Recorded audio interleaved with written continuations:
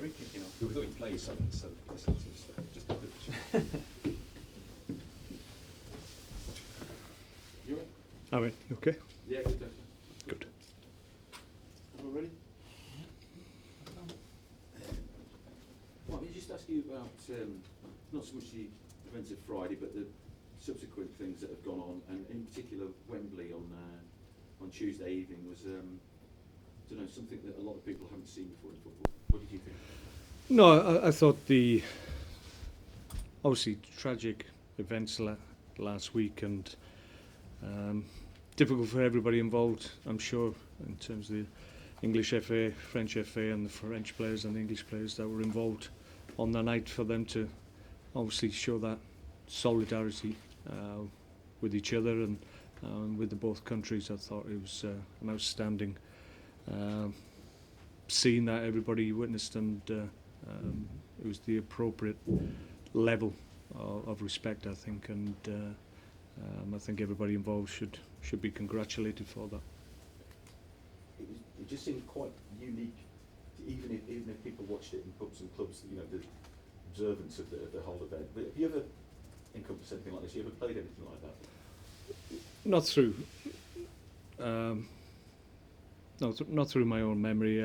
I think it's quite unique circumstances, to be perfectly honest. I think in sporting circles, I think obviously the threat of these attacks have always been there, but it just seemed on this occasion it was very, very close to the stadium, and I think that's certainly, from somebody who's been involved in sport for a long time, I think that's what resonated with me and a lot of people, was that you do feel quite vulnerable when you think about it, and we're thankful, obviously, with all the security measures that are put in place, and I think it's important that we still continue to go about our business and play sport. Saw on Tuesday night what sport can do to bring people together and help people. So we need to carry on and live our lives as we feel we should be allowed to. What, as a club, does Stoke doing? Are you reviewing your security? I'm sure we have done, but the reality of the situation is that the risk in this country is severe. I think that's a reality. I think we understand that. So security is always very high in and around sporting events. Certainly here as well. I think what's changed, obviously, with the events of last week is the awareness of the threat and awareness of what can happen, and I think that's been raised. But in terms of our level of security, I would think these things have been thought through time and time again, and as a consequence of that, our security levels are high anyway. They played the French national anthem on Tuesday night, obviously seemed applicable. France were playing England. Is it correct, do you think that it should be played at every Premier League game this weekend, as it's been announced?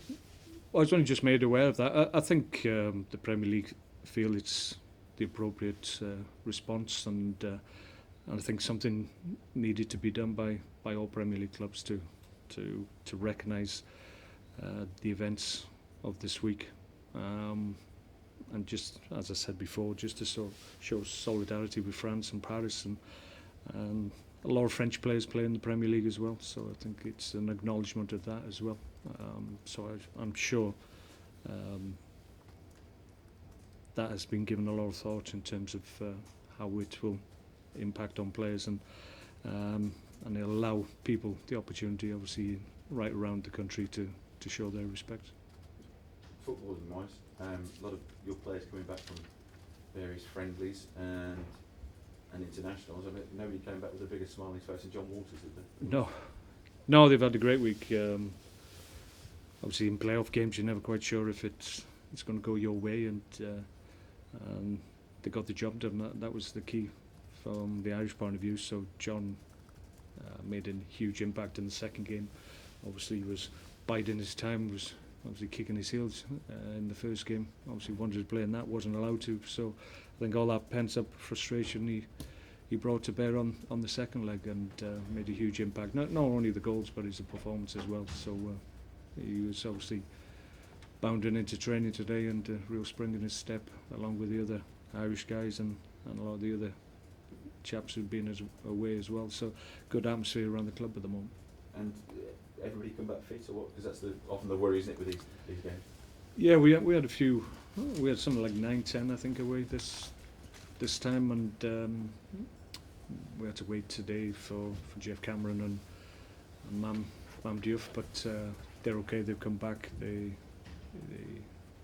reported that no issues in terms of injuries. So I think Mam got into the training ground. Jeff, we allowed obviously just to chill out somewhat and just recuperate for training tomorrow. But he's reported no effects. He's obviously travelled over a number of time zones, so the impact of the travel is more on him. So we allowed him just to have an extra day, and we'll see him tomorrow. Waste of space is what Tony Pulis called these friendlies.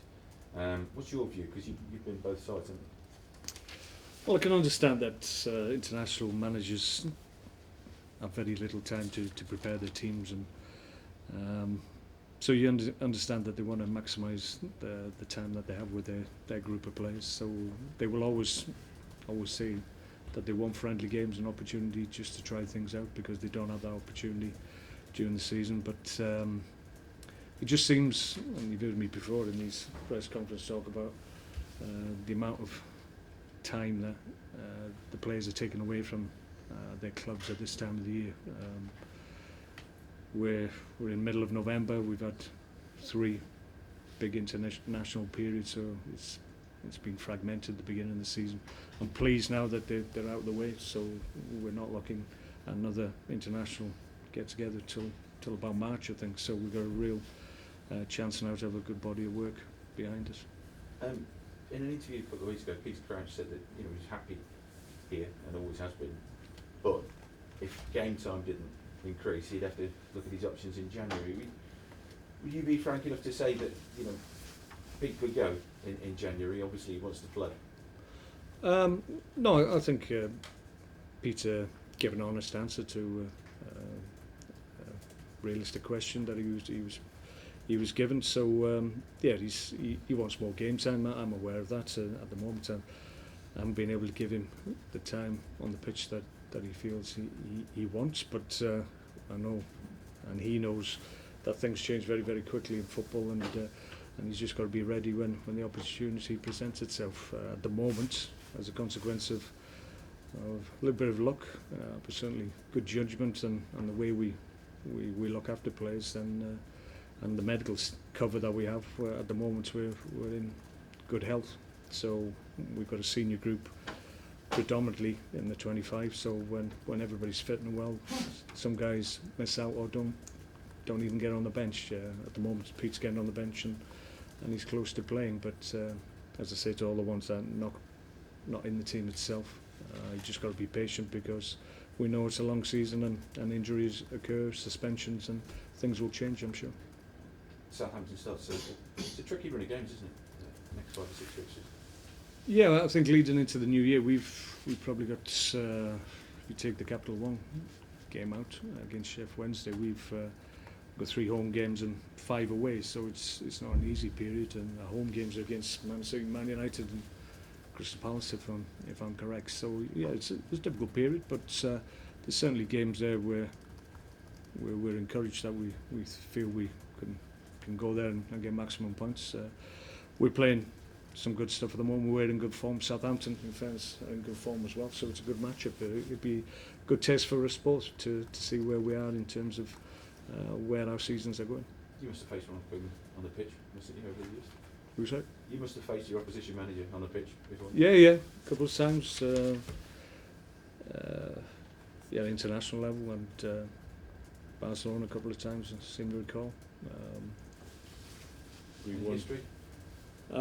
Yeah, probably, but he'd probably give me the same. So there was always history when I was playing. Every So, week, isn't it? yeah, exactly. So no change there. But no, I've been in Ron's company a number of times. I like him. I actually met him, funny enough, in in the gym on holidays. So and that was before he decided to come over. So that was quite ironic. So it'd be good to catch up. He's got good staff around him as well, who are good company. So hopefully we can enjoy the after-match drink. Did you get all competitive when you noticed it was him? No, he was on a bike and I was in the car pretending to do work, I think. But I was just, yeah, it wasn't a great session from my point of view. I was there with my daughter more than actually putting a session in myself, to be perfectly honest.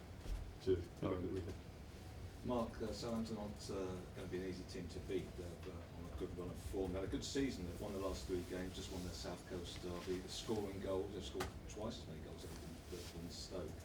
And a factor which I heard only just now, which is that Stoke haven't won in Southampton for 35 years. It's going to be a tough game for you. If that is impossible. May as well turn up then. Yeah, but I take your point. Yeah, our record there isn't great. Hasn't been in recent times. We've gone down there and got a good draw, I seem to recall. So we know we can get positive results there. Ideally, we want to go there and play well and get maximum points. We've got that capability. We're on a high. If you remind yourself that our last performance against Chelsea was very good. So confidence-wise, we're in the right place to go to a place where we haven't had a lot of luck over the years. So as long as we play as well as we did against Chelsea, we'll have a real good go against them. They're a good side. They've got a lot of good individual talents, good on the break. But you can't get at them, as we know. They'll look at our weaknesses and our strengths, and we do likewise every week. So there'll be opportunities for us, I'm sure. I wasn't trying to sort of say that you don't stand much of a chance or anything like this, but you do Stoke seem to be playing better, or we're getting grounding out the results against the bigger sides rather than the smaller sides, and a challenge like Southampton might actually be the one that gives you an away victory. Well, our away form's good, so I think that encourages us all, because up to I think the Chelsea game we probably got more points on the road than we had done at home. So our away form's good. That certainly in my first year that was a problem for us, getting points on the board from away fixtures, but we've seemed to have addressed that. Southampton are a good team and we accept that, and they spend a lot of money. They've been able to generate money because they've had a production line of good academy players come through who've been top drawer and enabled them to obviously generate funds that they've reinvested in the team. So they're a very solid Premier League outfit at the moment. So be a test, but every game in the Premier League is a test, and we're up to most of them. So we'll look forward to it. And John Walters with a new contract, and since that, of course, the Ireland victory, it was a good thing it probably wasn't the other way around. He might have come in and sort of said, well, I want a 3-year contract now. Maybe should have waited, but no, we're delighted. I think there's no coincidence that I think John Ford's been excellent, but that spring in his step that I talked about, I think that was also to do with him knowing where he's going to be for the next 2-3 years, and that continuity that he knows he'll have now. I think that enables him to perform at the right level, and I think Ireland certainly benefited from that and will benefit from it in the future. Have you mentioned any injury worries? It's only Mark Hughes, I think, is still not available. Apart from that, I think we're okay. Was Eric Peters all right? He took a whack. Yeah, he was fine. Yeah, I think he broke his nose in 2 places, but he's fine. He obviously went away with the international squad. He was hoping to play, but obviously the game was cancelled. So frustrated by that, obviously, because he hoped to be involved in that game. But no, he's fine. How do you think Shaqiri did in that last game? Was that his best game for you so far? Yeah, I said that after the game. I thought it was his most influential in terms of affecting the game. In his 1v1 work, I thought he was excellent. Always looked like he had the beating of his fullback. We want to see that in every game if we can. It won't always be possible, but I think the intent was there from Shaq, and showed his ability. Good assist on the goal as well. So there's more to come from him. I think he knows that, and recognises that. But we're encouraged by what we're seeing. He's going to get stronger, and the longer he plays and the more games he plays in the Premier League, the better he'll become. Okay, thank you. Okay. Cheers, Mark. No problem.